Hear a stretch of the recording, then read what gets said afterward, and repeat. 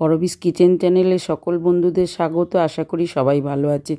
আজকে আমি নিয়ে এসেছি পাট শাক। পাট শাক তো সবেই রান্না করেন, কিন্তু একটু অন্যরকমভাবে নতুন রেসিপিতে যদি রান্নাটা করে নেন, তাহলে গরম ভাত বা রুটি যার সঙ্গেই খাবেন তার সঙ্গেই জুড়ি মেলাবার টেস্টটারও পরিবর্তন হলো।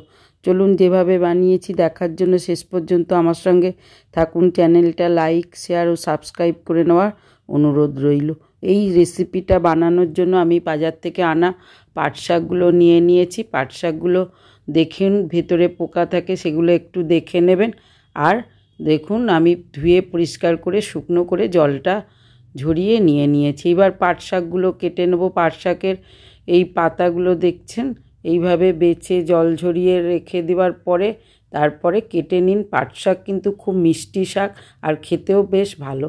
এইবার এই পাট শাকের এই জায়গাটা কিন্তু হজম হয় না, এইখান থেকে কেটে সুরটা বাদ দিয়ে দিন। পুরো পাট শাকটা এইভাবে নিয়ে নিন। সমস্ত পাট শাকটা রেডি করে নেব ছাড়িয়ে।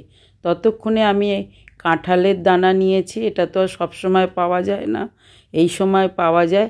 যদি বানিয়ে নেন এইভাবে বেশ অন্য ধরনের রেসিপিটা হয়, যার জন্য আমি এটা আপনাদের দেখাতে চলেছি। যাই হোক, কাঁঠালের দানাটা আমি দেখুন পুরো খোলাটা ছাড়িয়ে নিয়ে নিচ্ছি। এইভাবে কিন্তু কাঁঠালের দানা খোলাটা ছাড়ানো হয়ে যায়। প্রত্যেকটা দানা এবার ছোট করে পিস করে কেটে নেব কিছুটা দানা।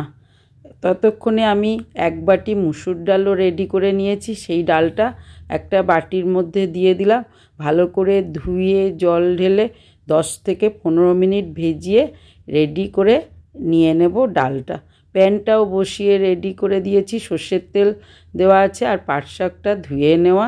দেখুন পিছনের সুতোর মতো যে অংশটা সমস্ত কিন্তু বোটাটা কেটে বাদ দিয়ে দিয়েছি।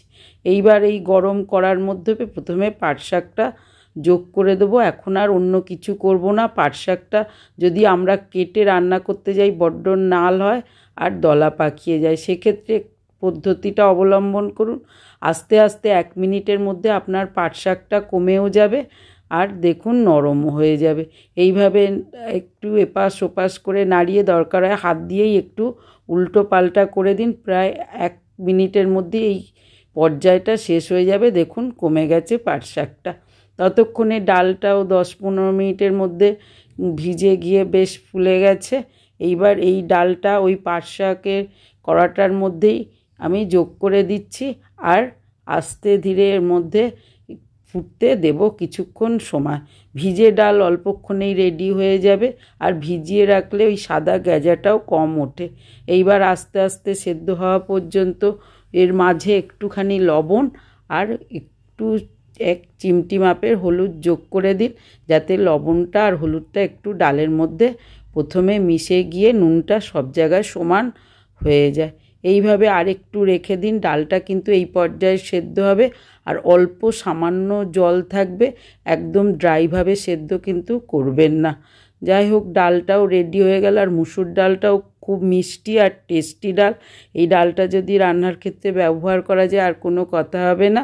এইবার পাট শাকটা কিছুটা খুন্তি দিয়ে আস্তে আস্তে কেটে দিন।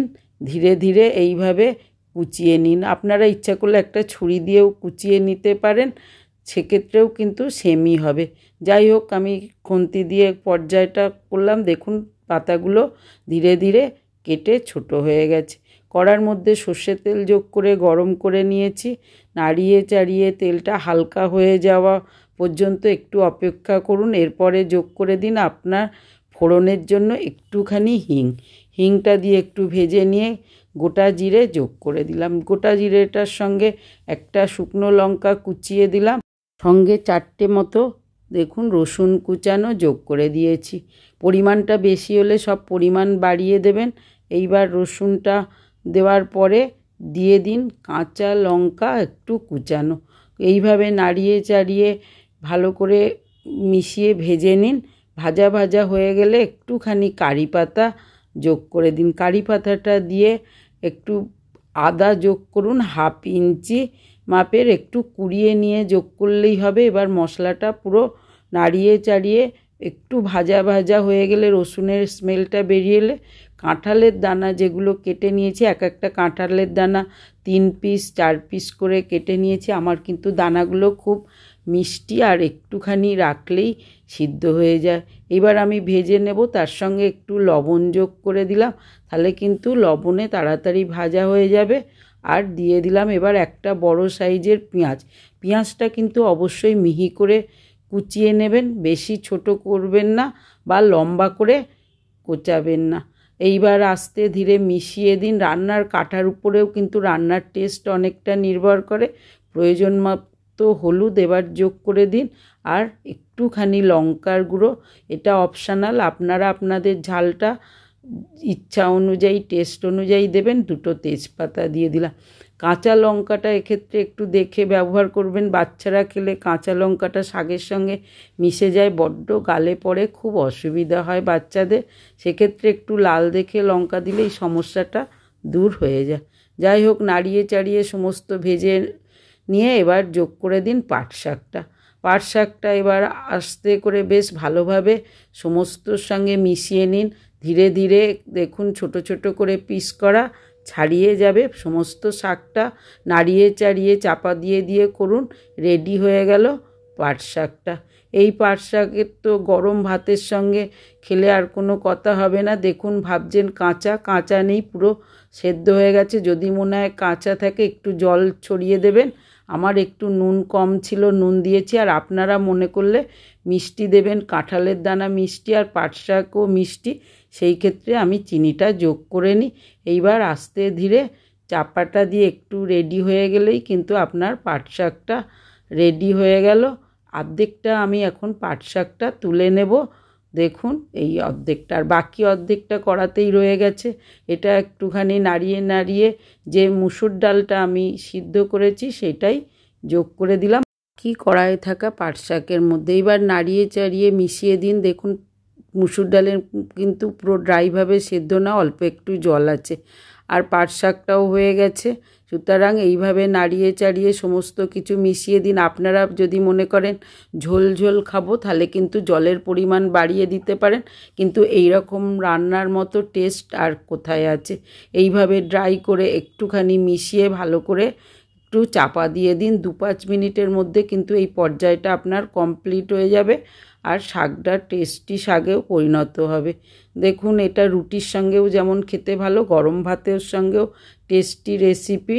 এইবার দেখুন সামনে থেকে দেখিয়ে দিচ্ছি কতটা হয়েছে, কিরাম হয়েছে। এখন আমি পরিবেশন করে দিচ্ছি দুটো শাকই। এটা ভাজা হিসেবে গরম ভাতের সঙ্গে প্রথম পাতে যোগ করে দিন। সঙ্গে কাঁঠালের দানা দিয়ে তো খেতে অসাধারণ লাগে। আর পাট শাকটা কেমন ভাজা হয়েছে আপনাকে দেখিয়ে দিচ্ছি। নাল তো একদমই হবে না, আর কাঁঠালের দানা না থাকলে আলু ছোটো করে কেটে নিয়ে এইভাবে কিন্তু করতে পারেন। সুতরাং গরম ভাতের সঙ্গে এরকম, আর রুটির সঙ্গেও এই রেসিপিটা কিন্তু একদম জমে যাবে। ডালটা এরকম ড্রাই হবে। আপনারা ইচ্ছা করলে ঝোল টাইপের করতে পারেন, সেক্ষেত্রেও খারাপ লাগবে না, কিন্তু এইটা বেশি টেস্টি বলে আমার বাড়িতে এইটাই আমি বানিয়ে থাকি। বন্ধুরা তাহলে বানিয়ে ফেলুন, কেমন হয়েছে জানান। ভালো লাগলে আমার চ্যানেলটা সাবস্ক্রাইব করে লাইক আর শেয়ার করে আমার সঙ্গে থাকুন। আজ আসি, ভালো থাকবেন, সুস্থ থাকবেন, আপনাদের সহযোগিতা একান্ত কাম।